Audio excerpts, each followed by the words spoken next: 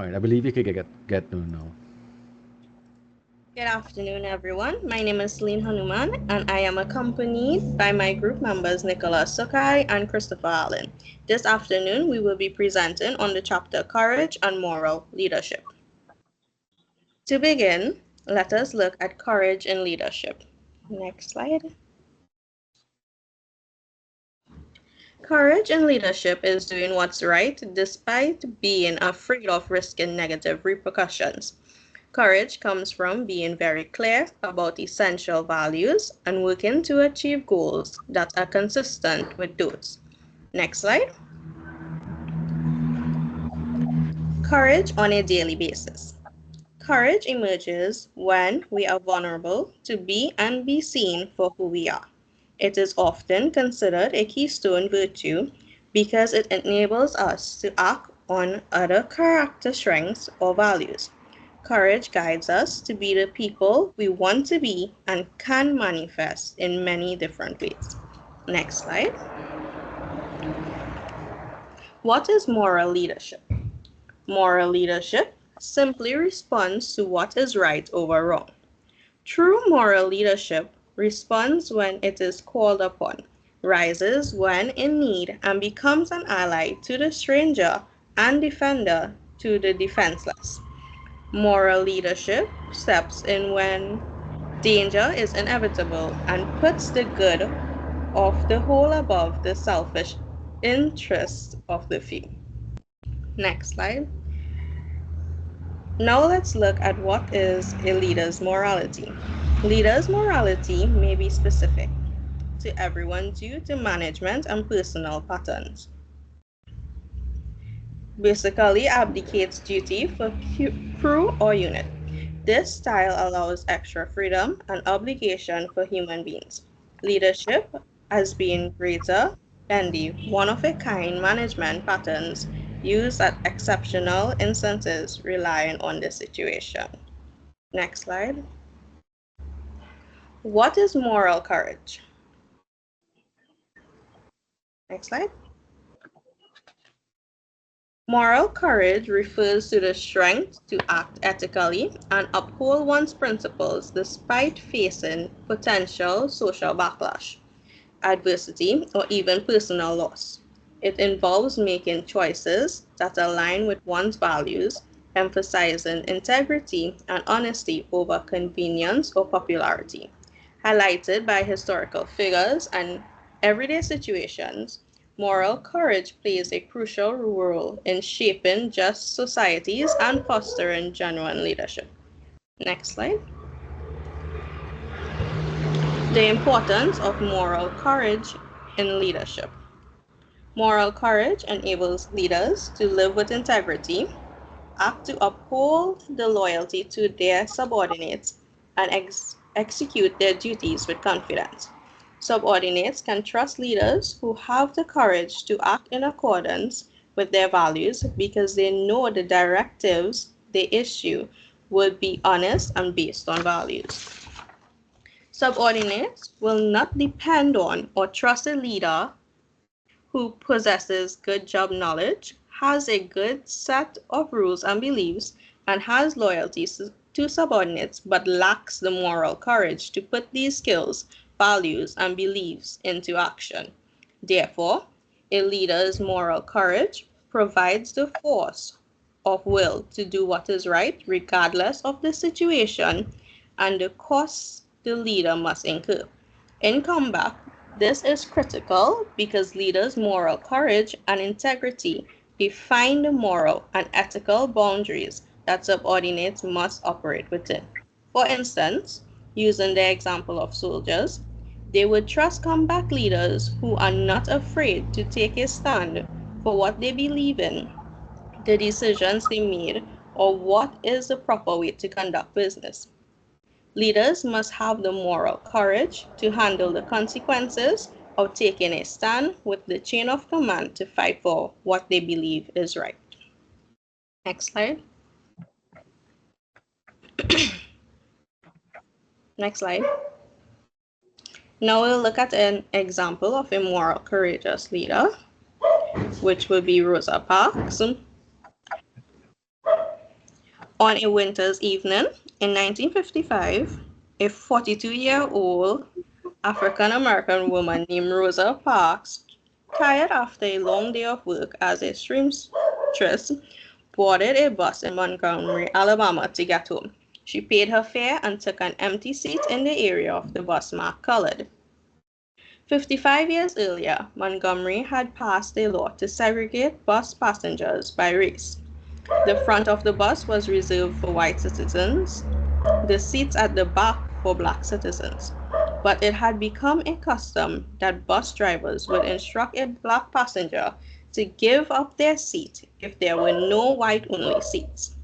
As the bus filled up, the bus driver demanded that she and 3 other black passengers give up their seats. She refused. She said, "I did this because I felt I was being violated as a human being. I had a hard day at work on the job. I was physically tired as well as mentally vexed. I was sick of this type of thing we had to endure as people because of our race." The repercussions were swift. The bus was stopped, and Parks was promptly arrested by local police. She was found guilty of violating segregation laws, given a suspended sentence, and fined. The arrest was not an isolated event, but a consequence of the Jim Crow laws, legislation designed to codify racism and marginalize Black Americans. The laws govern almost every aspect of daily life, denying Black Americans the right to vote and mandating the segregations of schools, toilets, public transport, and restaurants. Meanwhile, Park's case made its way through the court system. It ultimately reached the U.S. Supreme Court, which ruled that bus segregation was unconstitutional. But Park was punished for her bravery. She lost her job at the department store in the wake of the boycott, and she faced death threats throughout the court proceedings. The impact of Rosa Parks' arrest went far beyond merely putting an end to racial segregation on public transportation. Her quiet strength in the face of racism galvanized the Black community, laying the foundations for civil rights campaigns. Her refusal to give up her seat fueled the momentum of a mass movement that would ultimately dismantle the racist policies of segregation, and she herself became a symbol of the struggle for justice and equality. So basically, to conclude this example, Rosa Parks' strength of character to be willing to incur a risk, such as being arrested and jobless, did not deter her for standing up for what she believed to be right and to protect others in doing so as well. This is what made her a perfect example of a moral, courageous leader. Moving on to what leaders do to make things go wrong. What actions of leaders contribute to a lack of integrity within the organization? Integrity means adhering to moral principles and acting based on those beliefs. Leaders signal what matters through their behavior, and when leaders operate from principles of selfishness and greed, many employees come to see unethical behavior as okay. For example, at Enron, senior executives were openly arrogant and ambitious for personal success, and they blatantly flouted the rules and basic standards of fairness and honor to achieve personal gain. As one young Enron employee said, it was easy to get into. Well, everyone was doing it, so maybe it wasn't so bad. The leader as a hero is an outdated notion, but some executives are preoccupied with their own importance and take every opportunity to feed their greed or nourish their own egos. They focus on having a huge salary, a big office, and other symbols of status rather than on what is good for the organization.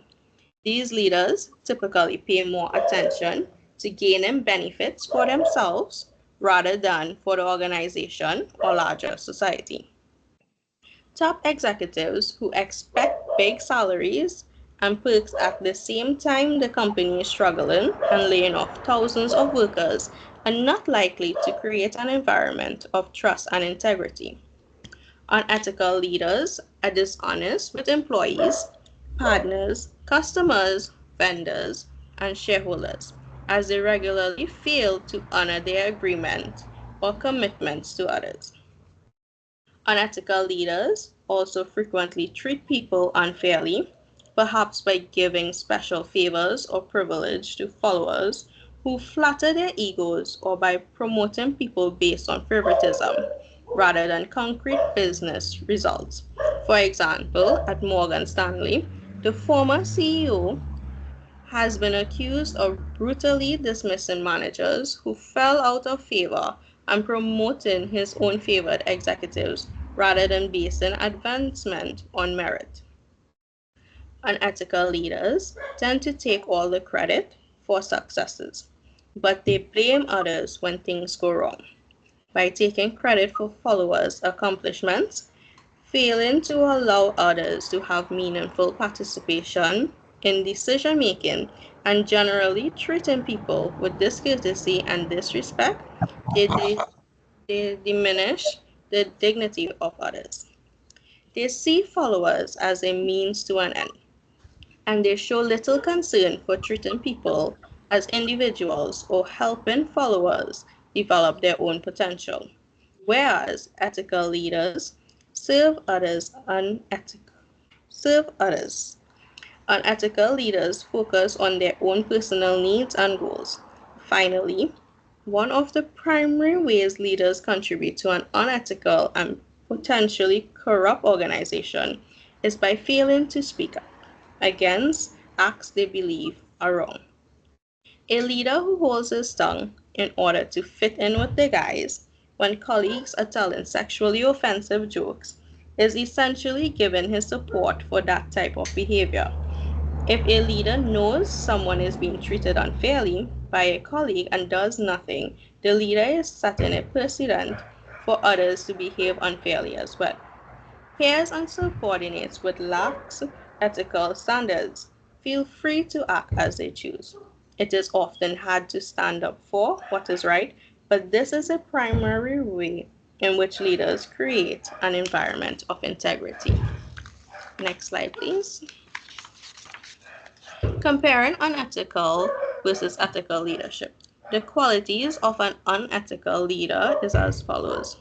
Is someone who is arrogant and self-serving, excessively promotes self-interest, practice deception, breaches agreements, deals unfairly, shifts blame to others, diminishes others' dignity, neglects follower development, withholds help and support, and lacks courage to confront unjust acts. Whereas the qualities of an ethical leader are they possess humility, maintains concern for the greater good, is honest and straightforward, fulfills commitments, strives for fairness, takes responsibility, shows respect for each other, encourages and develops others, serves others, and shows courage to stand up for what is right. Now I'll pass you on over to Christopher. Thank you very much. Good afternoon, everyone. So in my session, I'm going to focus a bit on morals, right? So what are morals? Morals refer to the principles and standards of behavior that an individual or society believes to be right or wrong, often grounded in cultural, religious, or philosophical beliefs. Morals guide ethical behavior and decision-making by distinguishing between what is good and bad conduct. They are often shaped by societal norms, traditions, and values. This implies that morals are societal guidelines that would be agreed upon by individuals seeking a common standard of ethical behavior. Can anyone tell me where in their daily lives you're expected to have morals or expectations to follow a set of moralistic ideals? Anyone? where in your daily life? Okay, well, if anybody can't answer that, Daniel's hand is up. hello? Daniel's hand is up. Go on. Daniel? Hi, yes, good afternoon. Well, I would say one place would be a church. Yes, Morals are exactly. really typical. Church is a good place. Yes, exactly. So church is one place where moralistic values are upheld, are expected to be upheld, right? So like church, school, or even work, you're expected to show your morality in simple ways such as the way you dress, the way you conduct yourself, and even the way you speak. Now let's apply what we just learned about morals to the word leader. All right. A moral leader is a person who demonstrates ethical behavior and decision making, guided by principles of integrity, fairness, and concern for the well being of others. A moral leader inspires and influences others to act ethically, not only by adhering to moral standards themselves, but also by fostering a sense of shared values and responsibility within their organization or community.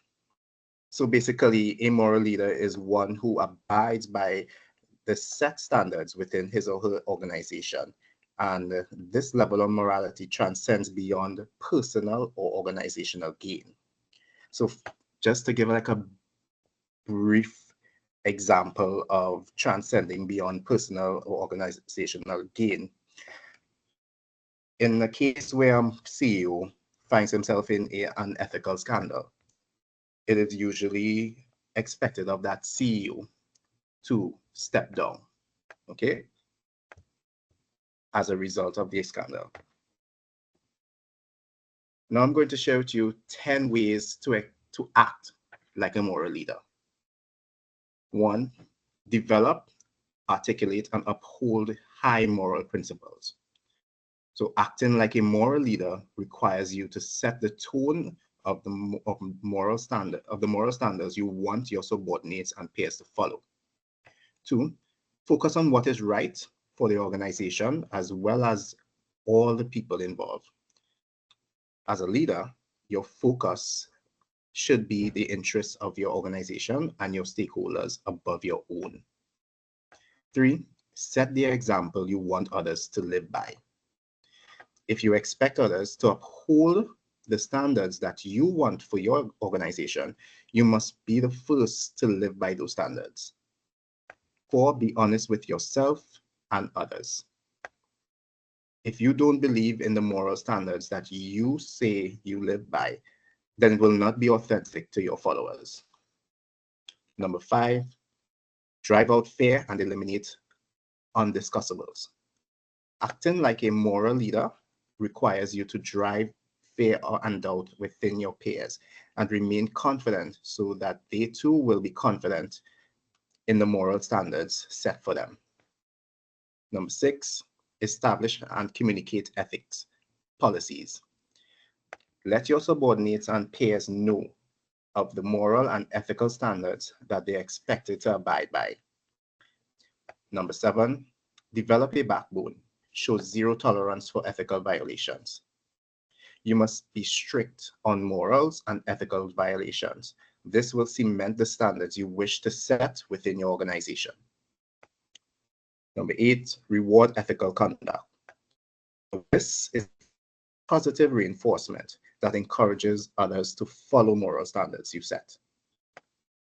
Number 9, treat everyone with fairness, dignity, and respect from the lowest to the highest level of the organization.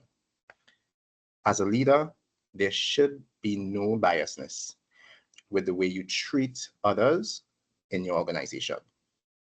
And finally, number 10, do the right thing in both your private and professional life, even if no one is looking.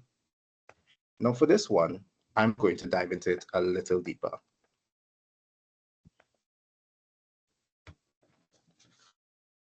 A moral leader must articulate and uphold moral standards even when they think no one is looking. Moreover, leaders realize that what they do in their personal lives carries over to the professional arena.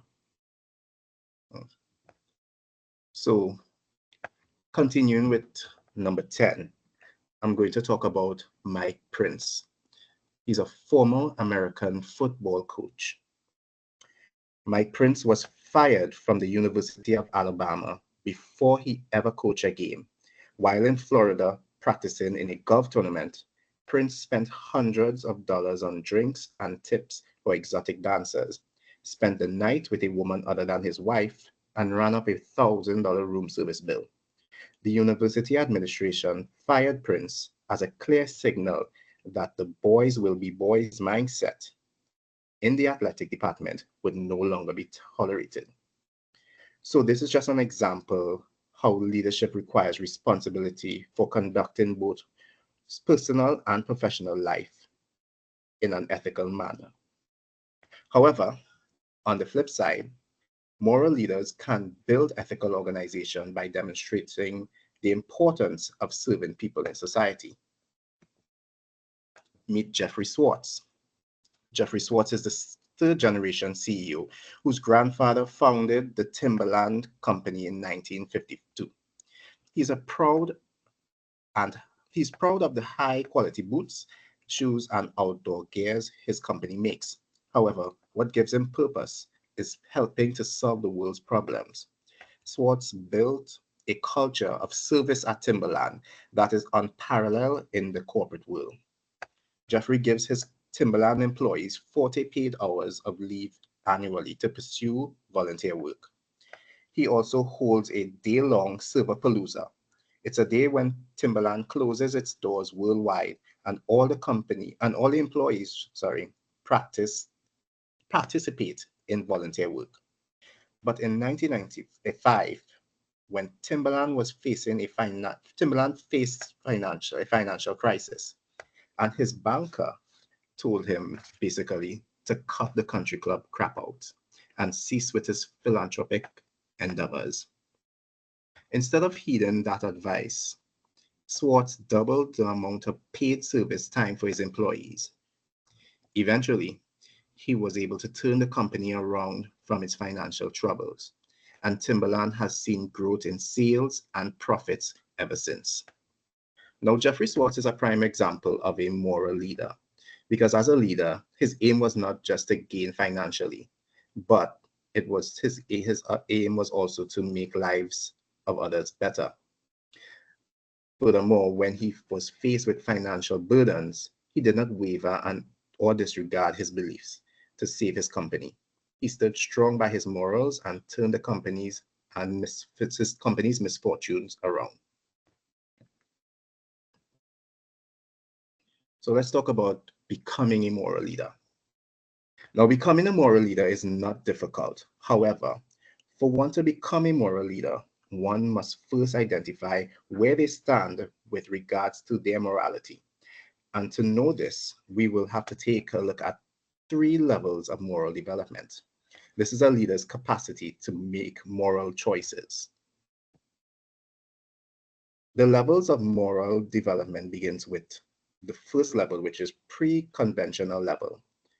It follows to the individual of this level follows rules to avoid punishment, act in his or her own interests, blind obedience to authority, and is blind to obedience to authority for its own sake.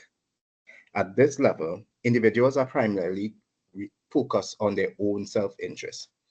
They seek rewards and avoid punishment. They follow rules and obey authority mainly to avoid negative personal consequences or to gain immediate benefits. It is said that leaders operating at this level tend to be egocentric and often adopt autocratic leadership styles, using their position to serve their own interests rather than considering the needs of others. The second level is conventional. convince people this level lives up to the expectations of others. They fulfill duties and obligations of the social system and uphold laws. At this level, individuals will conform to their society, to their social environment.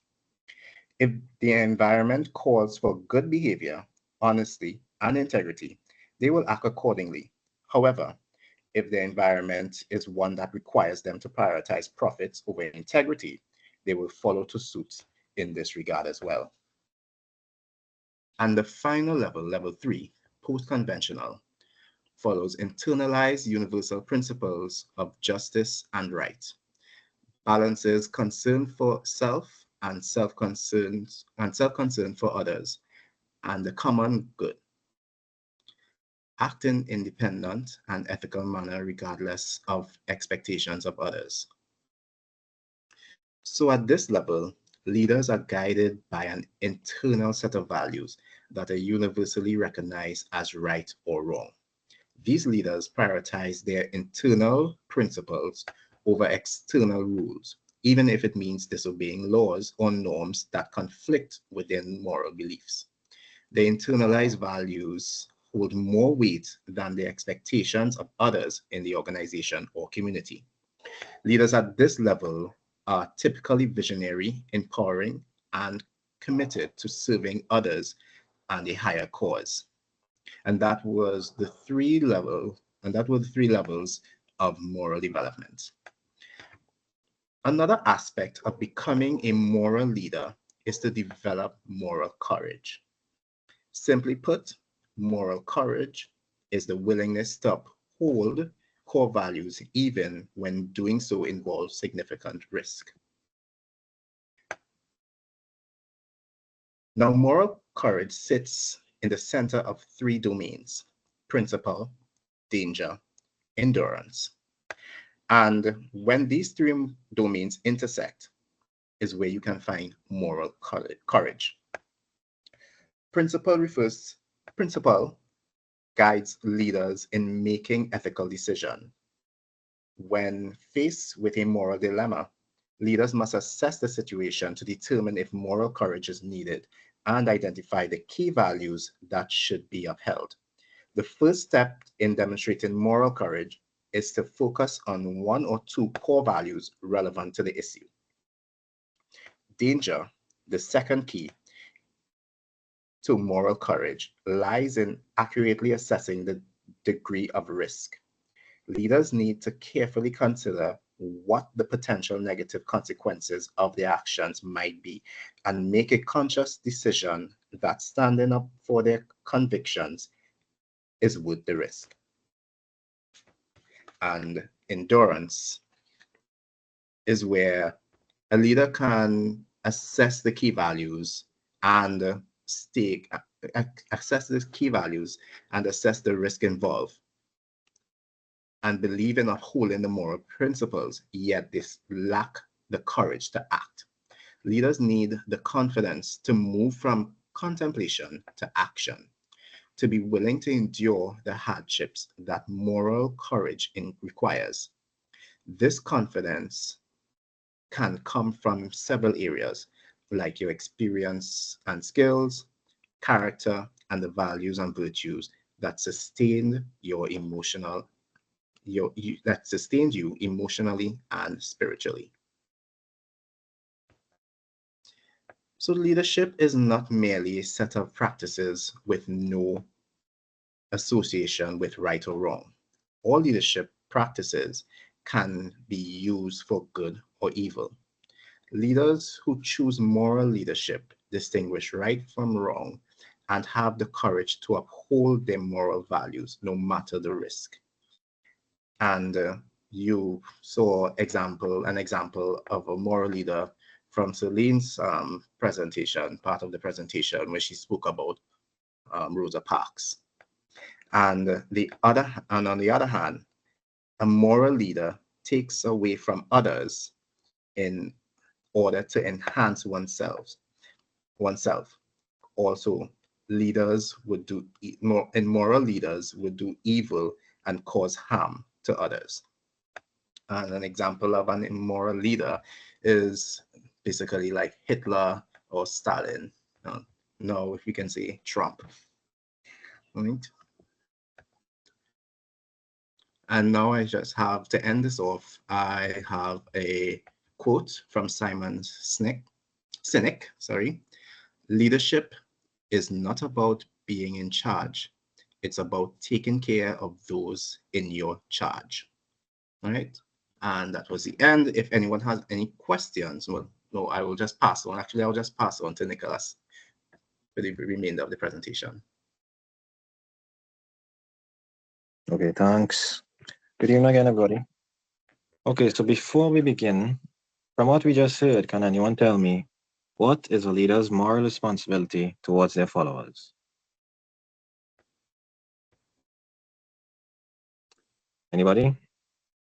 I'll give you three simple options. Is it to limit and control them to meet the needs of the organization? Is it to pay them a fair wage? Or is it to enable them to grow and expand themselves as human beings? Anyone?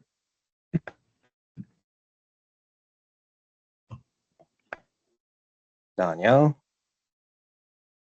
I believe it's to enable them to grow and expand as human. Okay, yes, that would be correct. Right. Okay, next slide. Servant leadership. What is it? What is servant leadership? Servant leadership is a form of leadership that focuses on encouraging change and developing followers into leaders, prioritizing their growth and potential rather than using authority to control and limit them. Next slide. Servant leadership and moral responsibility. Much of the thinking about leadership today implies that moral leadership encourages change towards turning followers into leaders, thereby developing their potential rather than using a leadership position to control or limit them. The ultimate expression of this leadership can be associated with servant leadership, which can best be understood if you compare it to other approaches. A leader's job is more than just being in charge, it's about helping others to grow as people. A true leader puts their own needs aside to help meet the needs of others and gives chances for others to do well in life. Next slide. In servant leadership, there are three stages: authoritarian management, participative management, and stewardship. Next slide. Okay, authoritarian management. This regards leaders who set the strategy and goals, as well as the methods and rewards for attaining them. Organizational stability and efficiency are paramount, and followers are routinized and controlled along with machines and raw materials. Subordinates are given no voice in creating meaning and purpose for their work, and no discretion as to how they perform their jobs. This leadership mindset emphasizes tight top-down control, employee standardization and specialization, and management by impersonal measurement and analysis. Next slide.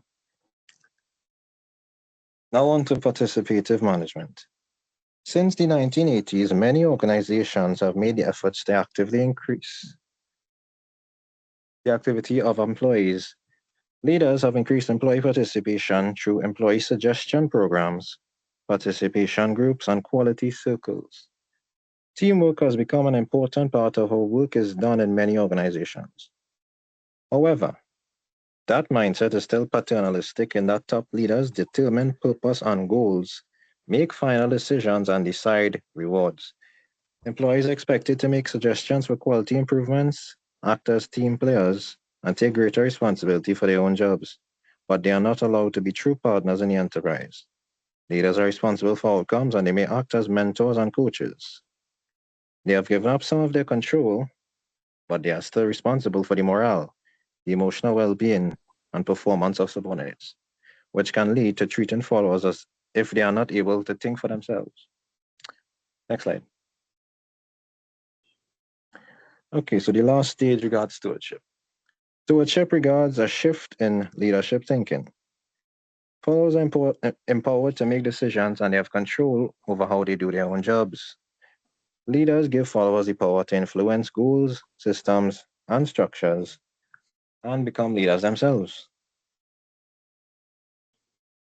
what are some other principles leaders can do to promote organizational success? Can anyone tell me? I don't think anyone know that yet.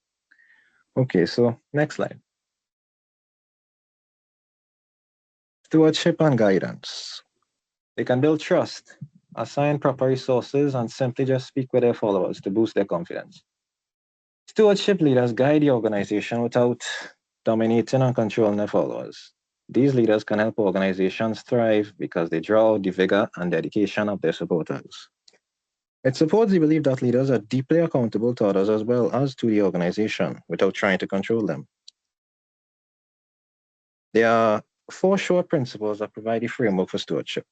This can be reorienting towards a partnership assumption, localizing decisions and power to those closest to the work and the customer, recognizing and rewarding the value of the labor done by the employee, and finally, expecting core work teams to build the organization together. Next slide. Now on to our main part here, the servant leader. The servant leaders transcend self-interest to serve the needs of others, help others grow and develop, and provide opportunity for others to gain materially and emotionally. In organizations, these leaders' top priority is service to employees, customers, shareholders, and the general public. In their minds, the purpose of their existence is to serve. Leadership flows out of the act of service because it enables other people to grow and make them become capable of doing things on their own. There's been an explosion of interest in the concept of leader as a servant in recent years because of the emphasis in organizations on empowerment, participation, shared authority, and building a community of trust. Does anyone think listening to others can create a more effective work environment when you're a leader? Just raise your hand. Okay, Daniel. Nessa. Nah. Okay. Next slide. Servant leadership. This is Robert Greenleaf. In our book of the same name, Servant Leadership, he listed 4 precepts. Next slide. Putting service before self-interest. Servant leaders make a conscious choice to use their gifts in the cause of change and growth for other individuals and for the organization. The desire to help others take precedence over the desire to achieve a formal leadership position or to attain power and control over others. The servant leader calls for doing what is good and right for others, even if it does not pay off financially. In this view, the organization exists as much to provide meaningful work to the person as the person exists to perform work for the organization. Secondly, listen first to affirm others. The servant leader does not answer, he asks questions. One of the servant leader's greatest gifts to others is listening, fully understanding the problem others face, and affirming his confidence in others. The servant leader tries to figure out the will of the group and then further it however he can. The leader doesn't impose his or her will on others. By understanding others, the leader can contribute to the best course of action. Thirdly, inspire trust by being trustworthy. Servant leaders build trust by doing what they say they will do, being totally honest with others, giving up control, and focusing on the well-being of others. They share all information, good or bad, and they make decisions to further the good of the group, rather than their own self-interests. In addition, trust grows from trusting others to make their own decisions. Servant leaders gain trust because they give everything away, which would be power, control, rewards, information, and recognition. To summarize this third point, trust allows others to flourish. Brings us to our fourth point, nourishing others and help them become whole. Servant leaders care about followers' spirits as well as their minds and bodies, and they believe in the unique potential of each person to have a positive impact on the world. Servant leaders can help others find the power of the human spirit and accept their responsibilities. This requires an openness and willingness to share in the pain and difficulties of others. Being close to people also means leaders make themselves vulnerable to others and are willing to show their own pain and humanity. Next slide. Okay, so that brings us to the end of servant leadership. So a summary about this could be servant, depends on what you gain from it.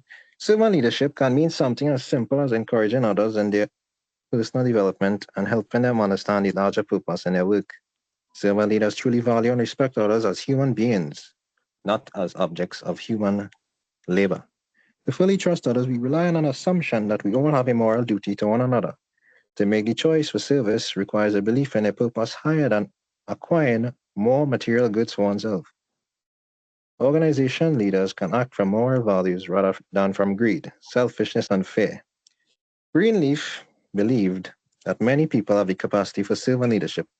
One of his most famous quotes was, he said, the greatest enemy to organizations and to the society is fuzzy thinking on the part of good, intelligent, and vital people who have the potential to lead but do not, or choose to follow a non-servant.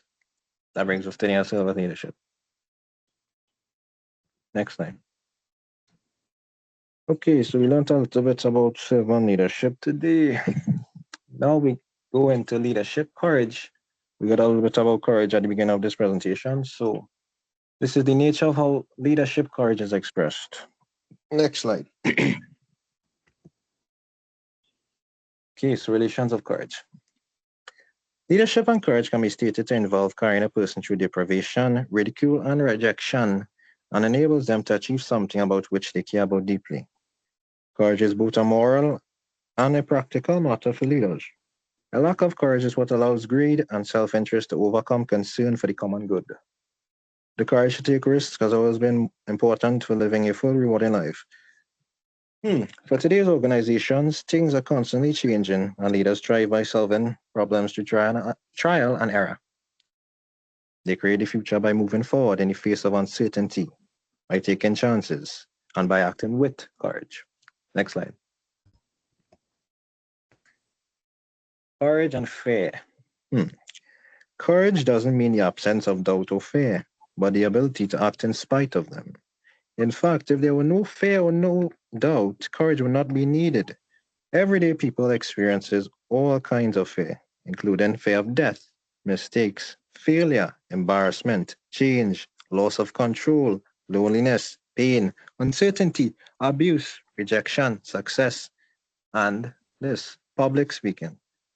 It is natural and right for people to feel fear when real risk is involved, be that risk be losing your life, losing your job, losing the acceptance of peers, or losing your reputation. Next slide. There are many factors of courage, but some of the most important ones can be noted as courage means non-conformity. Leaders also demonstrate courage by openly taking responsibility for their failures and mistakes, rather than avoiding blame or shifting it to others. Leadership courage means going against the grain, breaking traditions, reducing boundaries, and initiating change. Leaders are willing to take risks for a larger ethical purpose, and they encourage others to do so. Courage means pushing beyond the comfort zone. To take a chance and improve things means leaders have to push beyond their comfort zone. When people go beyond their comfort zone, they encounter a psychological effect that can be called an internal wall of fear. Thirdly, courage means asking what you want and saying what you think. Leaders have the right to speak out to influence others. However, the desire to please others, especially your boss, can sometimes block the truth. Everyone wants approval, so it is difficult to say things when you think others will disagree or disapprove. Courage means fighting for what you believe in. Courage means fighting for valued outcomes that benefits the whole. That means the whole team, work environment, groups. Leaders take risks, but they do so for a higher purpose. An additional point could be courage means speaking your mind, even when you know others may disagree with you or may even deride you. Courage also means asking for what you want and setting boundaries. Setting boundaries. It is the ability to say no to unreasonable demands from others, as well as the ability to ask for what you want to help achieve your vision or your goal. Next slide. Okay, so that brings us to courage and moral leadership. There are many people working in organizations who have the courage to be unconventional, to do what they think is right, to dare to treat employees and customers as whole human beings who deserve respect. Balancing profit with people, self-interest with service, and control, or third point, stewardship, requires individual moral courage. Next slide. Finding your personal courage. To practice moral leadership, leaders have to know themselves, understand their strengths and weaknesses, know what they stand for, and often be nonconformists. That brings us to our first point. Honest self analysis can be painful, and acknowledging one's limitations in order to recognize the superior abilities of others takes personal strength of character. In addition, moral leadership means building relationships which requires sharing yourself, listening, having significant personal experiences with others, and making yourself vulnerable, which are qualities that frighten many people. All of us have the potential to live and act courageously if we can push through our fears. Most of us have learned fears that limit our comfort zones and stand in the way of being our best and accomplishing our goals. We have been conditioned to follow the rules, not rock the boat. Could be a metaphor. To go along with things we feel are wrong so others will like and accept us. There are a number of ways people can unlock the courage within themselves, including committing to causes they believe in, connecting with others, welcoming failure as natural and a beneficial part of their life, and harnessing anger. Next slide. Support and courage. Courage comes easily when you fight for something you really believe in. Leaders who have a strong emotional commitment to a larger vision of people or purpose find the courage to step through fear.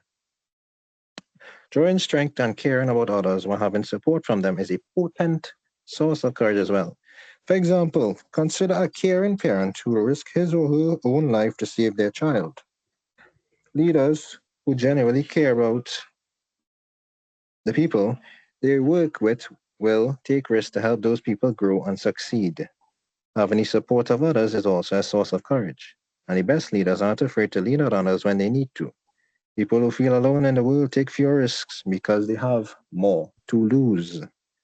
Being part of an organizational team that is supportive and caring, or having a loving and supportive family at home, can reduce the fear of failure and help people take risks they otherwise would not take.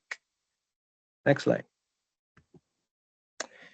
Okay. When people accept failure and are at peace with the worst possible outcome, they find they have the fortitude to move forward. Leaders know that failure can lead to success and that the pain of learning strengthens individuals and their organization. There is evidence that with repeated practice, people can overcome fears such as a fear of flying or a fear of heights. Practice also enables people to overcome fear of risk-taking in their work. Every time you push beyond your comfort zone, every time you fail and try again, you build psychological strength and courage. The pain of failure will eventually lead to strength in individuals. Next slide. That brings us to our last main point, frustration, anger, and courage. In organizations, we can also see the power of frustration and anger. People in organizations can harness their anger to deal with difficult situations. When someone has to be fired for a just cause, a supervisor may put it off until some incident makes them angry enough to step through their fear and act. Sometimes outrage over perceived injustice can give a mild-mannered person the courage to confront the boss head-on. In addition, getting mad at yourself may be the motivation to change. Anger, in moderate amounts, is a healthy emotion that provides energy to move forward. The challenge is just to harness that anger and use it appropriately. Next slide. Okay, so that brings us to the end of this presentation. I will now pass you on to Celine. Thank you all for listening. To summarize, courage and moral leadership is necessary to create a stable lifestyle both in personal and professional environments. We thank you all for your time tonight.